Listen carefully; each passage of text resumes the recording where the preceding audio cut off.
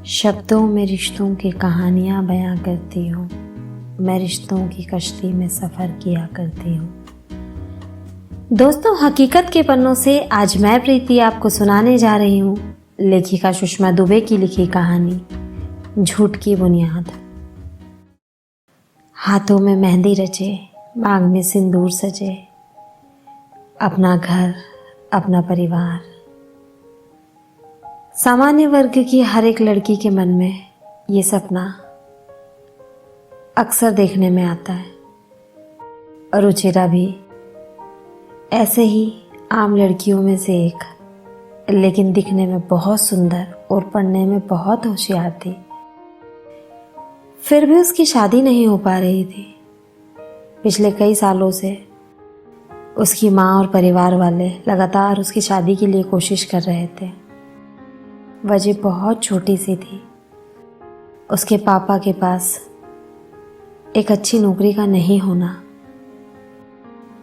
जो आज भी हमारे समाज में कहीं ना कहीं किसी न किसी कोने में देखने को मिल ही जाती थी। जब भी कहीं उसकी शादी की बात चलती तो उनकी गरीबी उसकी शादी के रिश्ते के बीच आ जाती।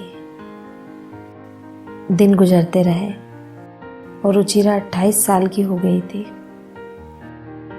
अब तो रुचिरा की उम्र समाज वालों की आंखों में भी खटकने लगी। चाहे ना चाहे रुचिरा के मम्मी पापा को समाज वालों की बातें सुननी ही पड़ती थी। आज यूं ही रुचिरा और उसकी माँ घर के आंगन में बैठे एक दूसरे को देख रहे थे, जैसे एक दूसरे से कोई सवाल पूछ रहे हो।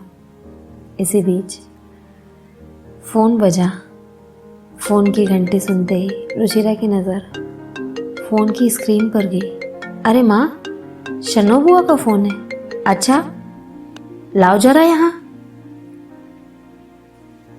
हेलो जी जी, प्रणाम। प्रणाम भाभी, कैसे हो? मैं अच्छी हूँ जीजी, आप कैसे हो? हम बिल्कुल अच्छे हैं भाभी। अच्छा सुनो, आपके लिए एक बहुत अच्छी खबर है। जी जी जी भाभी, एक बहुत अच्छा रिश्ता आया है रुचिरा के लिए।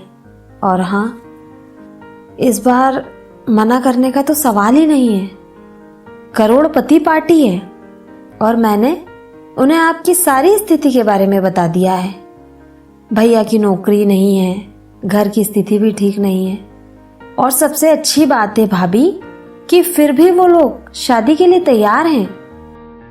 बस अब आप हाँ कहो तो रुचिरा को दिखाने के लिए उन्हें घर ले आऊं। कैसी बातें कर रहे हो जीजी, पूछने की क्या ज़रूरत है? उसकी माँ के चेहरे पे उस दिन वो खुशी नज़र आ रही थी जैसे कोई गुम हुई चीज़ का अचानक से मिल जाना। खुशी खुशी में उसकी माँ ने हामी भर दी।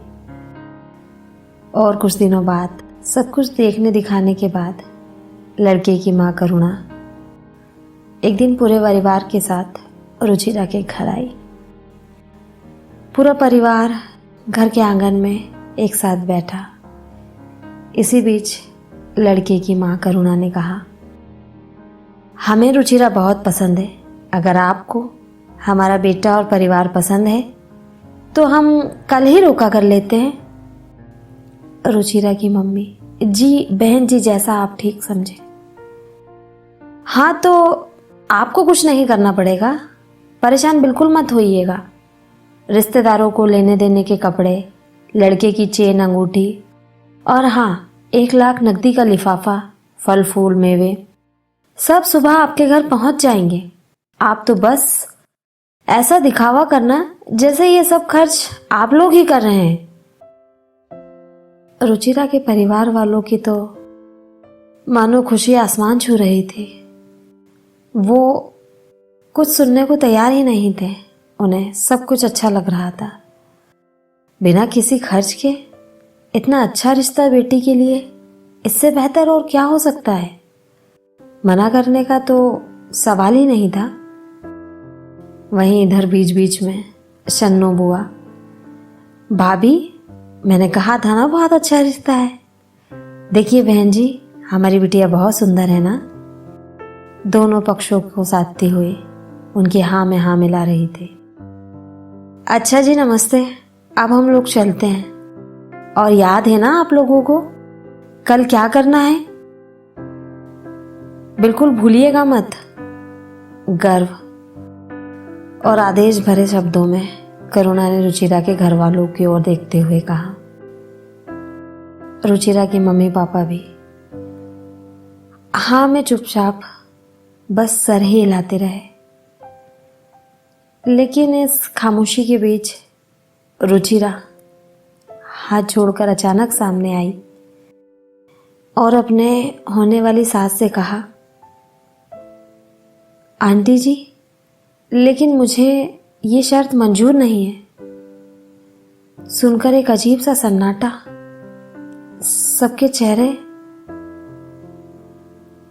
सुन्न से हो गए। सब टकटकी लगाए रुचिरा को देखने लगे।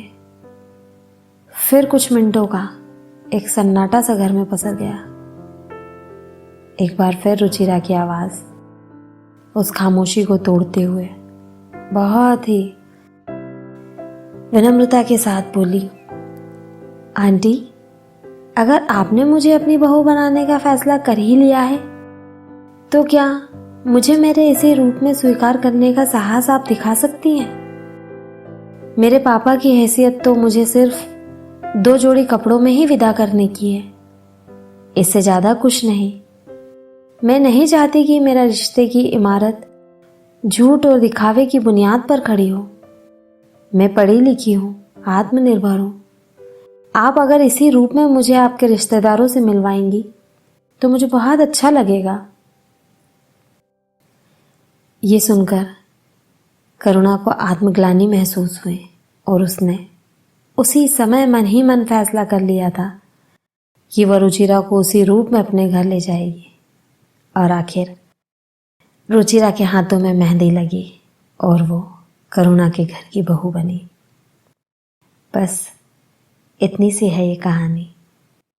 दोस्तों, मैं आपको सुना रही थी लेखिका सुषमा दुबे की लिखी कहानी झूठ की बुनियाद। अगर आपको कहानी पसंद आई है तो कहानी को लाइक और शेयर ज़रूर करें।